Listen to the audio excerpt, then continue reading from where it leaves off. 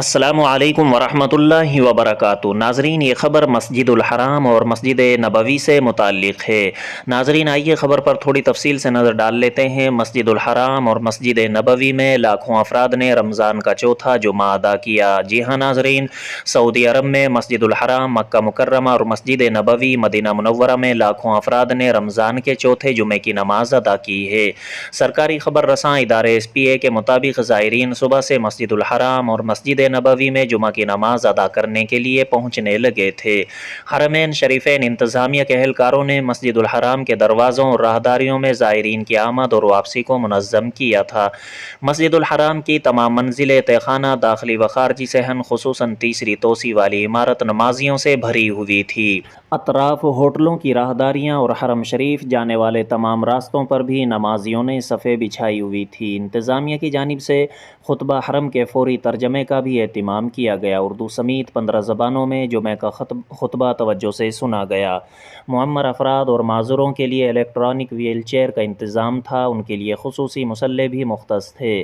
مسجد الحرام میں جمعہ کی نماز کے حوالے سے غیر معمولی ازدحام دیکھنے میں آیا۔ عمرہ زائرین کے علاوہ مقامی شہری اور مقیم غیر ملکی بھی بڑی تعداد میں پہنچے ہوئے تھے۔ زائرین اس خیال سے بھی مسجد الحرام پہنچے تھے کیونکہ ام القریٰ کیلنڈر کے لحاظ سے رمضان کا آخری جمعہ تھا۔ حرمین انتظامیہ نے زائرین کے خیر مقدم کے لیے 4000 کارکن تعینات کیے ہوئے تھے، جنہیں جدید ٹیکنالوجی وسائل مہیا تھے۔ 11 اسمارٹ روبوٹ شامل تھے۔ مسجد الحرام میں شیخ ڈاکٹر عبدالرحمن السدیس نے جمعہ کا خطبہ دیا۔ انہوں نے صدقہ فطر اور عید الفطر کے مسائل کا احاطہ کیا۔ انہوں نے کہا کہ قبلہ اول مسجد اقصیٰ کی مسلسل بے حرمتی سے دنیا بھر کے مسلمانوں کے جذبات مجروح ہو رہے ہیں۔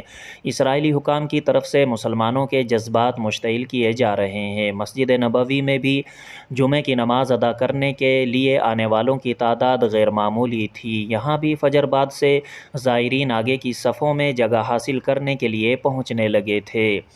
مسجد نبوی میں جمعہ کا خطبہ امام و خطیب شیخ ڈاکٹر حسین الشیخ نے دیا۔ انہوں نے آخری عشرے کی راتوں کے فضائل خطبے میں بیان کیے۔ صدقہ فطر کے مسائل پر بھی روشنی ڈالی۔ مسجد نبوی کے صحنوں میں زائرین کو دھوپ سے بچانے کے لیے دیوہیکل پھوار والے پنکھے کام کر رہے تھے، جس سے موسم خوشگوار رہا۔ مسجد کے اندر جاتے اور وہاں سے نکلتے وقت زائرین کو منظم کیا جا رہا تھا۔ مسجد نبوی کے نیچے پارکنگ لاٹس سے زائرین کو بڑی سہولت رہی۔ یہاں 1 گھنٹے کی پارکنگ فیس 1 ریال ہے۔